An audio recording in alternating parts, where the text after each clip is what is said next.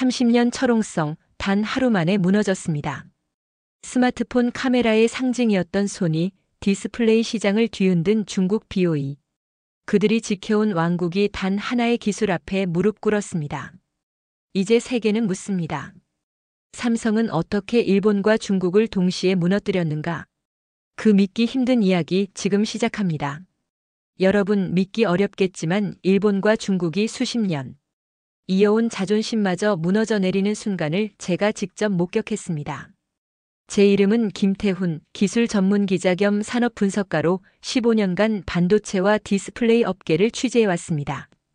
그 경험을 바탕으로 들려드리는 이야기입니다. 그리고 이 이야기는 한편의 전쟁 기록이자 한편의 드라마이기도 합니다. 제가 이 업계에 들어온 것은 2010년 초였습니다. 당시 삼성과 LG가 디스플레이 시장을 선도하고 있었고 일본의 소니가 이미지 센서 시장을 철옹성처럼 지키고 있었습니다. 저는 대학 다닐 때 전자공학을 전공했고 졸업 후 미디어 업계에 들어가 산업 현장을 취재하면서부터 기술 전쟁이라는 말을 실감했죠. 삼성 LG와 BOE 사이에 벌어지는 OLED 패널 전장은 마치 한 편의 역사 드라마 같았어요. 제 기억 속 첫 취재 영상 중 하나. 제 커리어의 시작점은 2011년 한국의 대형 반도체 공장을 취재하던 현장이었습니다. 당시 저는 아직 어린 기자였고 신난 마음으로 공장 가동 현장을 영상으로 담았습니다. 우리가 되고 말았다. 고 환호하던 그 순간이 이제와 돌이켜보면 이 업계가 얼마나 가차없고 냉정한 경쟁판인지 깨닫게 하는 첫 장면이었죠. 이후 저는 일본 소니 이미지 센서의 기술력과 신뢰성이 얼마나 높은지를 여러 차례 생방송, 인터뷰와 현장 취재로 다뤘습니다.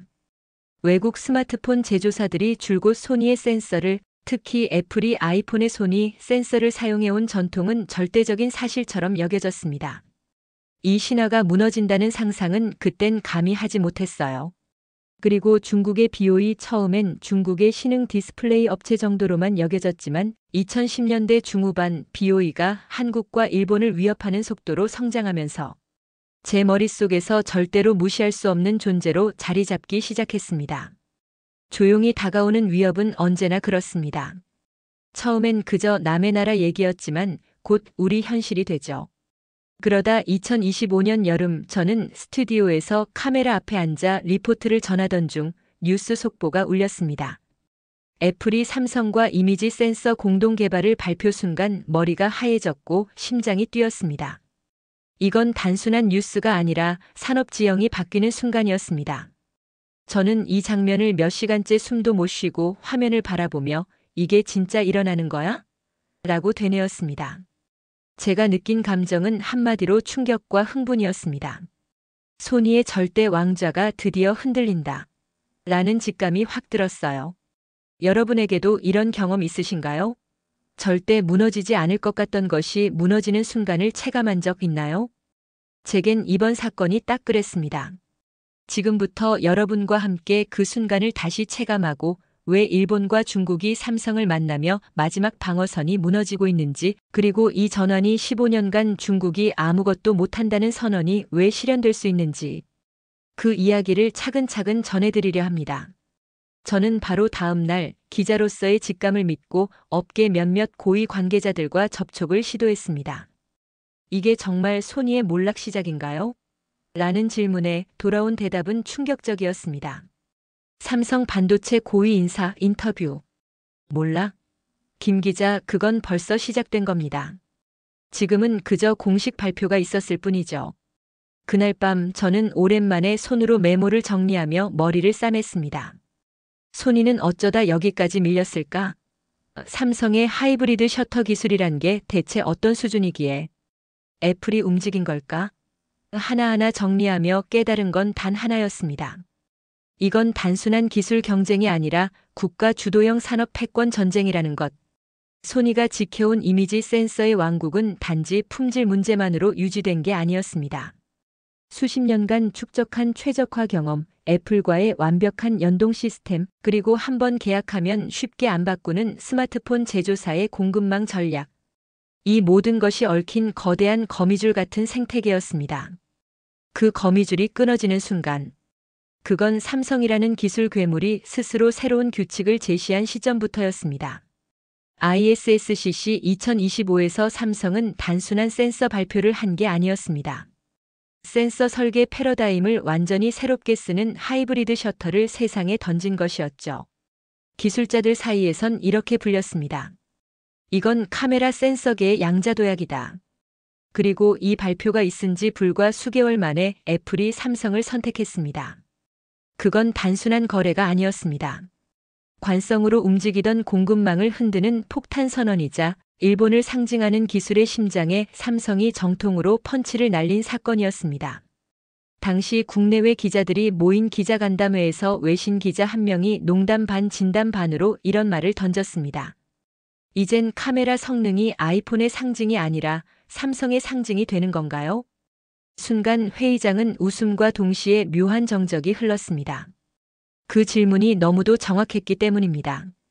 사실 그 순간부터 제가 보도해야 할 건 단순한 기술 발표가 아니라 지정학적 기술 전쟁의 실체였습니다.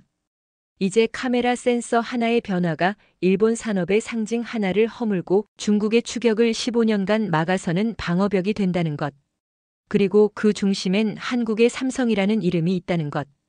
이게 제가 이 이야기의 시작에서 여러분께 반드시 전하고 싶었던 포인트였습니다. 소니가 처음 이미지 센서 시장의 왕좌에 올랐던 건 1990년대 중반이었습니다. 당시 소니는 가전제품의 대표 브랜드로 명성을 떨치고 있었고 디지털 카메라 시대가 도래하며 그 기반을 바탕으로 이미지 센서 시장 선점에 나섰습니다. 하지만 진짜 전성기는 2000년대 후반부터입니다. 어두운 곳에서도 선명한 사진을 찍을 수 있는 저조도 촬영 기술이 완성되며 소니 센서는 업계에서 사실상의 표준으로 자리 잡았죠. 단순히 좋은 센서만 만든 것이 아니었습니다. 최적화 생태계가 소니의 진짜 무기였습니다. 애플이 처음 아이폰을 출시했을 때부터 소니와의 협업은 본격적으로 시작됐습니다. 이 협업은 단순한 공급 관계를 넘어 렌즈 조정, 색 보정 알고리즘, A 시리즈 칩의 ISP 연동까지 하드웨어와 소프트웨어가 유기적으로 연결된 형태로 진행됐습니다. 즉, 애플과 소니는 함께 자란 사이였고 그 기술적 신뢰는 쉽게 흔들릴 수 없었습니다. 그렇기에 2025년 여름 애플이 삼성을 이미지 센서 파트너로 공식 발표한 순간은 거대한 균열이 아닐 수 없었습니다. 애플이 공급망을 바꾼다. 그것도 카메라 센서에서? 그건 기술적 이유, 전략적 이유, 지정학적 이유 모든 측면이 맞아떨어진 사건이었습니다. ISSCC 2025에서 발표된 삼성전자의 하이브리드 셔터. 이미지 센서는 말 그대로 기술의 패러다임을 바꿔버리는 사건이었습니다. 기존에는 롤링 셔터와 글로벌 셔터 중 하나를 선택해야 했습니다. 롤링 셔터는 빠르고 선명하지만 빠르게 움직이는 물체는 왜곡되었고 글로벌 셔터는 왜곡이 없지만 전력 소모가 심하고 구현이 어려웠죠. 삼성은 여기서 둘 다를 선택했습니다. 센서를 여러 층으로 쌓아 상황에 따라 롤링 모드와 글로벌 모드가 자동 전환되는 방식. 스포츠 경기, 드론, 고속 자동차 빠르게 움직이는 피사체에서도 왜곡 없이 완벽한 이미지 처리가 가능했습니다. 그리고 이 센서는 애플의 고성능 영상 촬영, AR 기능, 동적 이미지 처리에 딱 맞아떨어졌습니다. 결정타는 노이즈 문제 해결이었습니다. 글로벌 셔터의 가장 큰 단점이던 노이즈가 기존 대비 절반 이하로 줄었다는 사실이 증명되자 업계는 경악했고 애플은 움직였습니다. 기술만으로는 공급망을 바꾸기 어렵습니다. 하지만 삼성은 또 하나의 무기를 들고 있었습니다. 바로 미국 텍사스 오스틴의 반도체 공장. 애플은 트럼프 시절부터 지속되어 온 미중 갈등, 관세 리스크, 공급망 다변화 압박 때문에 메이드 인 USA 전략을 추진하고 있었습니다. 삼성이 미국에서 직접 센서를 생산하면 애플은 중국 리스크에서 자유로워지고 삼성은 세금 혜택과 반도체 보조금까지 챙기는 윈-윈 전략을 완성할 수 있었던 겁니다.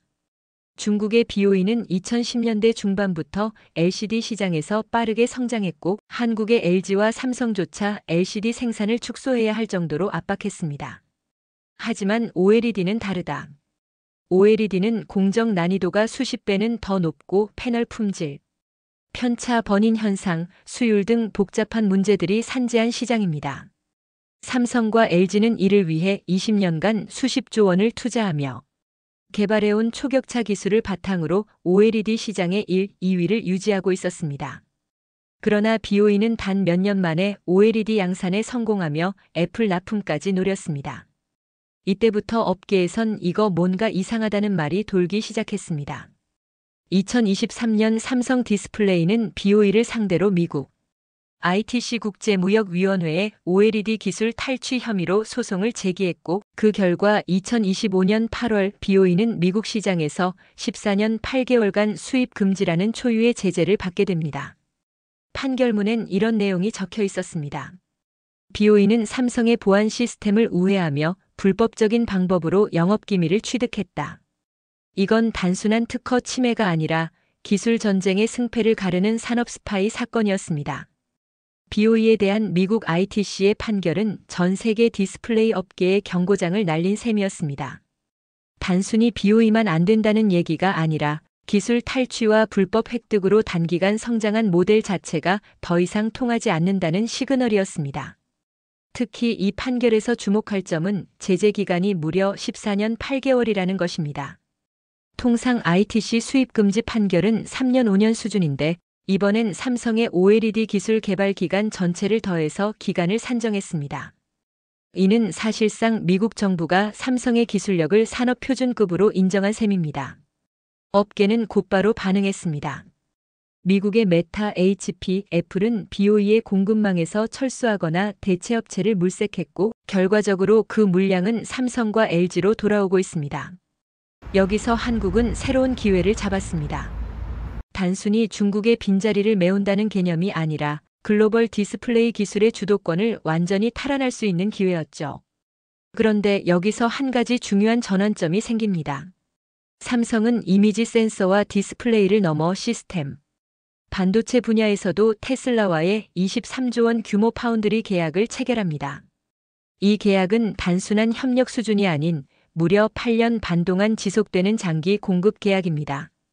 테슬라가 자율주행 칩을 삼성에 맡긴다는 건 삼성의 이나노 공정이 세계 최고 수준임을 입증하는 것이며, 이로써 삼성은 종합 반도체 솔루션 기업으로 도약할 수 있는 발판을 마련한 것입니다. 즉, 지금의 삼성은 메모리 반도체 1위, 시스템 반도체 파운드리 부상, 이미지 센서 시장 급부상, OLED 디스플레이 시장 강자, 이 모든 영역을 수직 계열화한 유일한 기업으로 재편되고 있는 중입니다. 이러한 수직 통합 구조는 무엇보다 공급망 안정성에서 결정적인 강점이 됩니다. 팬데믹 이후 전 세계 기업들은 안정적인 공급처를 우선시하고 있으며 애플, 구글, 마이크로소프트 등 미국 빅테크들이 삼성과 LG를 주목하는 이유도 바로 여기에 있습니다. 일본의 소니, 중국의 BOE. 이 두 기업은 각자의 방식으로 시장을 지켜왔습니다. 소니는 기술과 신뢰로, BOE는 가격과 물량, 그리고 때로는 회색지대의 방식으로. 하지만 지금 이 순간 두 기업 모두 삼성이라는 기술력 앞에 한계를 드러냈습니다. 특히 BOE의 경우 앞으로 15년 가까이 미국 시장 진입이 불가능해졌다는 것은 사형 선고나 다름없는 판결이었습니다. 미국 시장에서의 기회를 잃는다는 것은 글로벌 공급망에서 가장 큰 퍼즐 조각 하나를 잃는다는 뜻이기 때문입니다. 일본 역시 마찬가지입니다. 이미지 센서 시장에서 소니는 여전히 기술력이 있지만 더 이상 압도적인 우위를 가지지 못합니다. 그리고 결정적으로 애플이 소니가 아닌 삼성을 선택한 그 순간 일본의 기술 신화는 균열을 일으키기 시작한 것입니다. 물론 이번 승리가 영원히 보장된 것은 아닙니다. 기술 초격차는 유지하지 않으면 금세 따라잡히고 공급망 경쟁은 한순간의 정치적 변수에도 흔들릴 수 있습니다. 그래서 삼성과 LG는 다음과 같은 방향으로 대응하고 있습니다. 미국 현지 생산 확대, 신흥시장 진출 인도 동남아, AI 기반의 이미지 처리 기술, 엣지 컴퓨팅 센서 개발, 차세대 디스플레이 마이크로 LED 레이저 기반 패널 등. 그리고 가장 중요한 건 기술 보완입니다. 앞으로는 단순히 기술을 개발하는 것만이 아니라 그 기술을 지키는 시스템까지 갖춰야만 지속 가능한 초격차가 될 수 있습니다. 과연 소니와 BOE는 15년 뒤에도 이미지 센서와 디스플레이 업계에 남아있을까요? 아니면 삼성이 만든 이 기술 격차의 파도에 완전히 밀려나 있을까요? 그 답은 앞으로 수년 안에 드러날 것입니다. 그리고 그 서막은 이미 지금 여러분이 보고 계신 이 순간부터 시작된 것입니다. 스포츠 중계처럼 이미지 센서 시장도 수많은 안팎 요소들이 마치 전광판 경기를 시청하듯 움직이고 있었습니다. 그리고 그 화면에서 포착된 가장 드라마틱한 순간은 바로 애플의 발표였습니다. 삼성과 차세대 이미지 센서 공동 개발. 이 한 줄의 공식 성명이 진짜 드라마였습니다. 당장 기자들도 업계 관계자들도 모두 얼어붙었죠. 이게 실화야? 라는 반응이 대다수였어요. 그 이후 저는 일본 도쿄의 소니 본사 앞, 중국 베이징의 BOE 지사 앞, 그리고 한국 서울의 삼성 캠퍼스 안을 몰아다니며 현장의 분위기를 취재했습니다. 도쿄의 소니 본사 안. 고요함 속에 무언가 단단히 깨진 듯한 정적이 흐르고 있었습니다. 소니의 한 중견 임원은 익명으로 이렇게 말했습니다. 우리 기술은 여전히 세계 최고입니다. 그렇지만 그 기술 최고라는 게 이제는 더 이상 안전망이 되지 못하는 현실이 와버렸습니다. 소니 내부에선 이미 오래전부터 위기감이 퍼져 있었고 기술의 강자 프라이드를 유지하는 것만으로는 부족하다는 위기의 목소리도 있었습니다. 하지만 인재 영입, 경쟁사 M&A, 과감한 투자보다 더 어려운 건 문화 체질의 변화입니다. 거기엔 시간과 어쩌면 다시는 회복하지 못할 신뢰의 문제가 함께 얽혀 있었죠. 베이징의 BOE 프레스룸 앞은 전혀 프레스를 연상시키지 않는 침묵이었습니다. 노트 이메일 알람, SNS 알림, 알 수 없는 QR코드 모두 조용해진 분위기 속에서 더욱 소란스러워 보였죠. BOE 내부 관계자는 비공식적으로 이렇게 전했습니다. 14년 8개월 수입 금지라 이건 그냥 패널이 아니라 저희 심장을 도려낸 판결입니다. 미국 시장이 사라진다는 건 글로벌 메이저 공급망에서 사실상 퇴출당하는 겁니다. 장기간의 금지는 누적된 이미지 손상이 될 수밖에 없고 회복은 거의 불가능에 가깝게 됩니다. 앞으로 BOE는 어디로 눈을 돌려야 할까요? 국내 중국 시장? 그나마도 국내 수요 외엔 갈 곳이 없는 위기였습니다. 취재를 목적으로 도쿄와 베이징을 오간 제 감정도 마찬가지로 요동쳤습니다. 기자 입장에선 이건 드라마지만 이 당하는 사람에겐 삶의 터전이자 자존심이에요. 하지만 그 순간에도 저는 다시 한번 기술 전쟁의 진정한 끝은 아직 멀었다는 결심이 생겼습니다. 한국이 단순히 반사 이익을 얻는 시기가 아니라 이 격차를 반영구적으로 유지하려면 뭐가 필요할까? 한국에 돌아온 저는 삼성 LG정 부업계 전문가와의 인터뷰를 통해 한국이 취할 수 있는 구체적인 전략들을 들을 수 있었습니다. 기술 보안 강화 과거처럼 기술 공유나 협력이 아닌 기술 가드 시스템 확립. 공정 고도화 및 AI 센서 융합 단순 센서 성능이 아니라 AI 기반 이미지. 최적화 처리까지 묶은 기술 경쟁력. 차세대 디스플레이 밀리미터 LED BOE가 못 들어온 시간 동안 신시장 선점. 미국, 유럽 생산 확장 지정학적 리스크 분산, 현지 정책 신뢰 확보. 한국의 전략은 단순한 반등이 아니라 글로벌 기술 질서 재편의 선제 대응을 목표로 하고 있었고 그 중심에는 정책, 기술, 글로벌 전술이 유기적으로 얽혀 있었습니다. 뉴욕의 월스트리트는 이미 삼성의 기술력이 테슬라, 파운드리 계약을 통해 본격적으로 주류 시장에서 인정을 받았다는 보도가 이어졌습니다. 런던에서는 투자자들이 한국 IT 기업 주가에 주목했고 한국 반도체 종합 플랫폼을 구축하는 패러다임 전환의 시대라며 긍정적인 기류가 흐르고 있었습니다. 서울에서는 산업부과기부가 긴급 간담회를 열었고 삼성과 LG 중심의 첨단 산업 생태계 고도화 전략이 논의되고 있었으며 기술보호법, 세제 지원 정책, AI 센서 R&D 투자 확대 같은 다층적 대응책이 본격화되고 있었습니다. 소니는 기술 신화 속에 균열이 생기고 있고 BOE는 글로벌 공급망에서 일시 정지 상태에 빠졌습니다. 삼성은 기술 초격차에 미국 생산 기반까지 결합하면서 한국은 글로벌 플랫폼 국가로 발돋움할 전환점에 서 있습니다. 어느새 주인공 김태훈 기자의 목소리는 덤덤히 전했지만 저 깊은 내면엔 이제부터가 진짜 승부다라는 울림이 자리 잡고 있습니다. 삼성이 애플과 손을 잡은 건 단순한 비즈니스 전략이 아니었습니다. 그건 글로벌 기술 전쟁 속에서 한국이라는 나라가 드러낸 존재감, 그리고 기술 주권을 확보한 국가만이 생존할 수 있다는 메시지의 상징이었습니다. 한국은 더 이상 조용한 기술 강국이 아닙니다. 이제는 세계 산업 지형을 움직이는 플레이어가 되었고, 더 나아가 기술의 룰을 설계하는 국가로 진입하고 있습니다. 이제부터는 단순한 제품 경쟁이 아니라 누가 미래 기술을 정의할 것인가? 누가 기준을 만들고 누가 공급망을 지배할 것인가? 누가 더 오랫동안 신뢰받는 파트너가 될 것인가? 라는 국가급 생존 게임이 벌어지고 있는 것입니다. 과거에는 메이드 인 코리어가 단순히 제조 라벨이었다면 이제는 크리에이터드 바이 코리어, 시규드 바이 코리어라는 새로운 인식이 자리 잡고 있습니다.